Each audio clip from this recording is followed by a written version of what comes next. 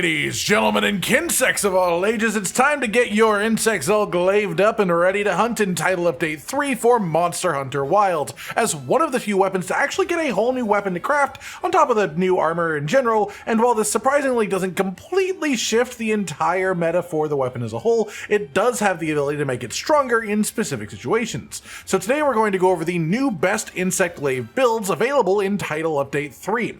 First up then, starting with your choice of weapon when playing Insect Glaive for the majority of these, unless I say otherwise, it's just going to be the Artian Insect Glaive.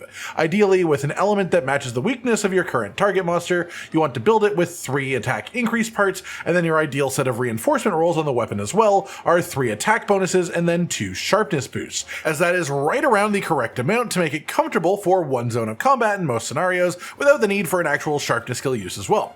The other Insect Glaive that we'll be talking about today though is the new Omega Insect Glaive. This will only be used in one of our 4 builds that we're talking about today, but its ability to buff allies through the weapon skill that it has makes it very, very unique and fun, so I really wanted to work around this too. But just to say it while we're here, the Omega Insect Glaive is weaker than the Artian Insect Glaive in any situation where you only calculate your own personal damage. But if you factor in the affinity granted to all allies, the overall benefit can be higher in a coordinated 4-player group. As for the Kinsect that we use specifically as well, that's going to be the Arkmaiden here. We did get a new Kinsect in Title Update 3, but it doesn't have the ideal Kinsect bonuses, the actual things at the bottom, which are Harvest Extract and Fast Charge for the best combo of extract generators. The new one is still usable for sure, but it's just not the ideal choice. Instead, I recommend specifically this one, Arkmaiden, which is the version of this Kinsect that does blunt damage, so that it can get you occasional stuns as well if you hit the monster in the head with it.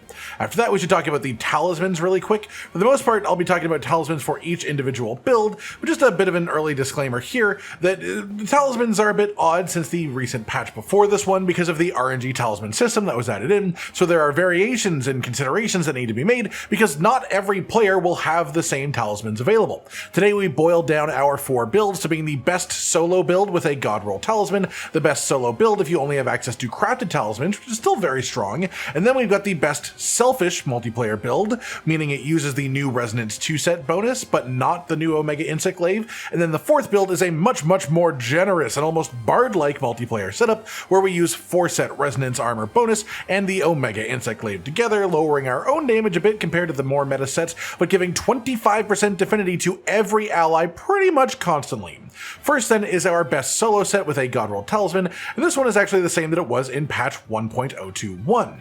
I tried a bunch of things, but no combination of new equipment made it better than in this way, but because this is the old set, I will be blasting through it comparatively quickly. Starting with the armor with Duna Gamma Helmet, Legiacris Beta Chest and Legs, and then Raydao Gamma Gloves and Waist. This gives us the Lord Soul group bonus for a 5% damage increase and 5% defense decrease, while we retain the Guts bonus, which prevents a cart. Then if Guts triggers, it swaps the damage increase to a defense increase instead, and this resets every time that you fully cart. It's just a really strong effect in general for pretty much any hunter. We also get the 2 set Raydao bonus from this for longer latent power duration, and 2 set Legiacris bonus for some bonus pops of thunder damage on rare occasion, as well as 15% affinity as a bonus for a bit after that procs too. Due to the uptime and internal cooldown of this though, it only really is active for around 40% of the hunt, so it only ends up being like 6% affinity gain on average, but it is still worth having on for sure.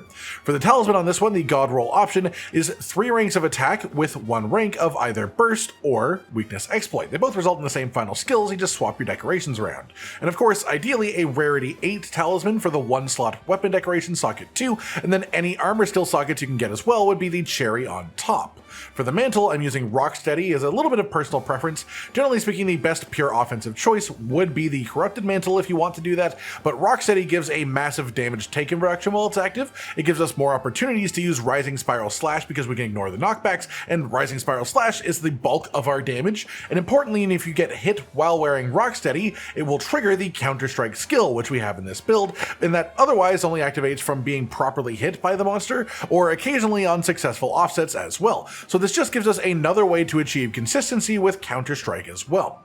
For our decorations then, in the weapon, it is airborne and attack specifically as one of the decorations. This is just a really efficient jewel. The airborne skill is 10% bonus damage on any attack where our feet are off the ground. This counts for parts of descending slash, surprisingly, but it also counts for the entirety of rising spiral slash, which is already our highest damage attack, so boosting it by another 10% is a lot of bonus damage for us as a whole throughout the hunt. Then we have 5 ranks of critical boost from our remaining slots here. We have high crit chance, so increasing the critical damage multiplier is a really nice way to apply that and increase our damage on the whole. Moving on to armor decorations, 1 mighty jewel brings us to 3 ranks of maximum might, which is really good. It's bonus affinity when we are full stamina. Then 3 counter jewels, 4 full ranks of the counter strike skill as well for that bonus attack after we get hit, or sometimes after an offset. Then for your level 3 slots, depending on your talisman, you want whatever configuration lets you have 5 ranks of weakness exploit total and 1 rank of burst. My talisman has 1 rank of burst, so my decorations are 2 weakness exploit. We put 1 attack boost into our talisman socket as well, which brings us to 5 total attack boost within the build. Then you get 2 1-slot sockets in the armor remaining to do with whatever you want with, utility or defense in some manner, and any extra slots you might have on your talisman too. For the full skill list on this build then, we've got 5 attack boost, 5 critical boost, 5 airborne, 5 weakness exploit, 3 latent power, 3 counter strike, 3 maximum might, 2 peak performance, 2 divine blessing, 2 evade extender, 1 burst, 1 stamina surge, 1 earplugs, which is important because it combines with our natural bonus rank of earplugs when we have full extracts, giving us the equivalent of 2 ranks of earplugs, and that's enough to block 95% of the monster roars currently in the game. Then we have Raidao 2-set bonus, Legiacris 2-set bonus, and the Lord's Soul group bonus as well for the extra bonuses that provides. For the math on this one, 220 attack on the weapon as a base, we gain 5% of that as bonus attack from Lord's Soul, which specifically is a bonus based on base weapon attack, and that is plus 11 raw. We also gain 4% of the base weapon attack from attack boost 5, so that's another 8.8 raw added on. Attack boost 5 also gives us 9 flat raw attack as a bonus. We get 25 raw attack from counter strike being pretty much full uptime in this setup. 2 ranks of peak performance would be 6 bonus raw when full health. True min-maxing only matters for truly hard monsters, so I'll assume that you are trying to stay at full health as often as possible while using this build to avoid getting killed by an attack that would do most of your health bar. As such, I will be counting peak performance as around 50% uptime, which makes it 3 raw attack added on here. Then we have 1 rank of burst, which is 5 bonus raw after the first hit, 8 bonus raw after your 5th hit without taking a break for 4 seconds or longer, and I'm counting the full burst bonus damage for Insect Glaive, so plus 8, because all of our actual high damage combos have 5 hits before you reach the real highest hits, meaning burst will be fully active before the proper damage comes out, and this puts us to a total raw of 284.8. 5% base affinity on Artian Insect Glaive, plus 30% affinity from 5 ranks of weakness exploit. 3 ranks of latent power is 30% when active. We're counting latent power as being 66% uptime, especially on harder and longer fights where it's a bit more consistent, so we count that as being 19.8% average affinity increase. 30% bonus for 3 ranks of maximum might, then the Legiacris 2-set bonus we are counting as 6% affinity increase on average through the hunt, for a total average affinity of 90.8%. We have full critical boost, which means a critical hit is a 40% damage increase. A 90.8% chance of a 40% damage increase is an average damage bonus through the hunt of 36.3%. Apply that to our raw attack and you get 388.2, increase that by a further 32% for the white sharpness damage modifier up to 512.5 effective raw for the vast majority of our attacks. But with the added bonus that we get an extra 10% damage for Rising Spiral Slash specifically, so effectively our effective raw during a Rising Spiral Slash is actually 563.7, which is extremely high.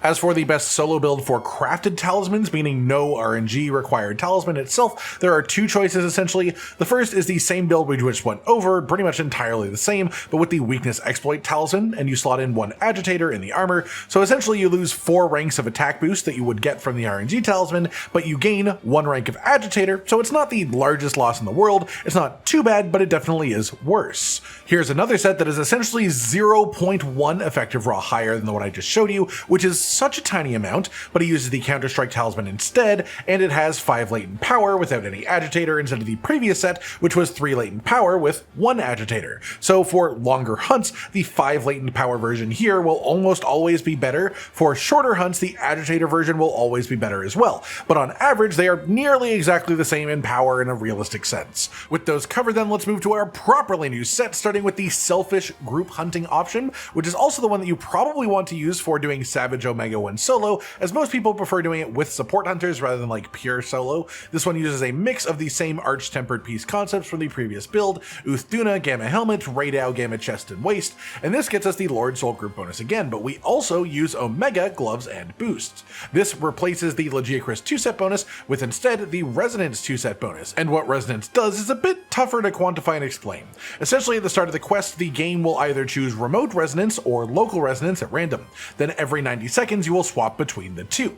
Remote Resonance with the 2-set bonus gives you 10 bonus raw attack while standing around 5 to 10 feet away from other hunters. This is the less reliable of the two, as quite often you will want to be standing close to other hunters because you'll all be hitting the weakest point to the monster. But the other buff, Local Resonance, gives 20% affinity when you are standing basically right next to another hunter, and this is a very reliable buff while active. This is the main reason that we use these pieces for multiplayer specifically, as the Resonance set bonus does not work at all unless there are either other full-on players in the hunt, like full multiplayer, or at the very least support hunters do also count for this too.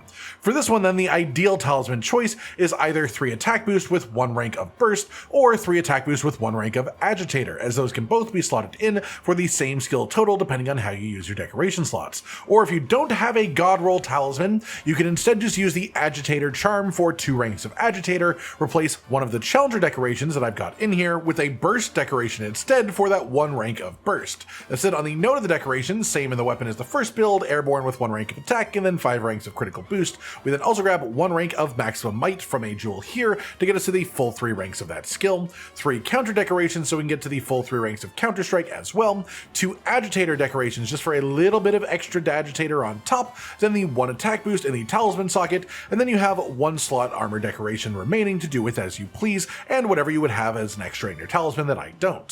Full skill list then is 5 attack boost, 5 critical boost, airborne, 5 latent power, 3 agitator, 3 counter strike, 3 maximum might, 2 peak performance, 2 evade window, 1 burst, 1 divine blessing, 1 earplugs, Radau 2-set bonus, resonance 2-set bonus, and the Lord Soul group bonus as well. The math on this set then is 220 attack on the weapon, plus 11 for Lord Soul, plus 8.8 for the percentage boost from attack boost, plus 9 for the flat bonus from attack boost, plus 7.8 for 3 ranks of agitator at an average of 65% uptime, 25 attack from 3 ranks of counter strike, 3 attack from peak performance rank 2 at 50% uptime, 8 attack from burst rank 1, and then the fun part is resonance. 2-set resonance spends 50% of the time in attack buff mode, 50% of the time in affinity buff mode. The attack buff when active is plus 10 raw, but I'm counting that as a total of 30% uptime for the attack buff over the whole hunt. This would mean around 60% uptime, while remote resonance is the mode that is active, but puts it as an average increase of 3 raw attack through the hunt. If you think that is too high an estimation of the uptime, the most it would ever really logically go down is like 3 raw down to 2 raw attack instead, so it's a bit of a negligible difference at that point. That said, total raw 295.6. 5% base affinity on the weapon, increased by 33% for 5 ranks of latent power, counted at 66% uptime, 4.55% added on for agitator rank 3 at 65% uptime, 30% bonus affinity from maximum might 3, and then resonance, we are counting local resonance as being 90% uptime while it's active, which means an average of 45% uptime throughout the hunt as a whole. It is a bonus of 20% affinity while it's active, so the average of all that put together makes it an increase of 9% affinity over the whole hunt for a total average affinity of 81.55%. We have full critical boost, which means 40% damage increase on critical hits, 81.55% chance of that happening, so the overall damage increase from crits is 32.6%. Apply that to our raw attack and you get 392.02, increased by another 32% for white sharpness modifier, up to 517.5 effective raw for your average damage, which is for most of the hits you'll be doing. That's right around 1% higher than the solo build for reference, but it is an increase, so it is worth talking about. And for the final layer of Rising Spiral Slash and other airborne airborne attack specifically, it does bump up to 569.2 effective raw, which is fantastic. Finally then, today we have our full multiplayer set, 4 pieces of Omega armor and the Omega Insect Glaive to let us apply a massive affinity buff to the whole party.